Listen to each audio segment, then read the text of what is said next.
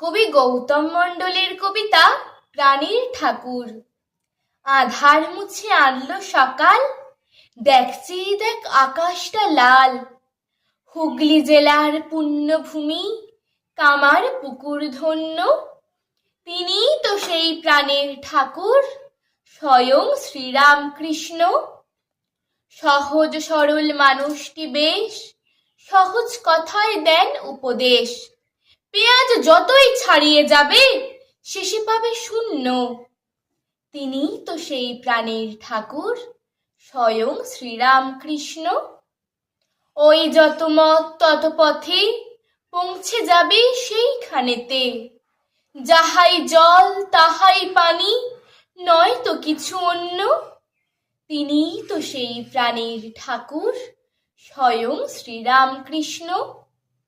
প্রণাম জানাই ভক্তি ভরে, আছেন তিনি মনির ঘরে। আল্লাহ বলো কৃষ্ণ বলো, নয় কো তারা ভিন্ন। তিনিই তো সেই প্রাণের ঠাকুর, স্বয়ং শ্রীরামকৃষ্ণ। বলতে গেলে অনেক কথা, লিখতে গেলে ফুরোয় পাতা। সব কথা তাঁর বন্দনাগাক, কথামৃতের জন্য। তিনিই তো সেই প্রাণের ঠাকুর, স্বয়ং শ্রীরামকৃষ্ণ। আজকে জগৎ ভিন্ন সুরে বোম বারুদে ঝগড়া করে, সমস্ত পথ এক হয়ে যাক বিশ্বপ্রেমের জন্য।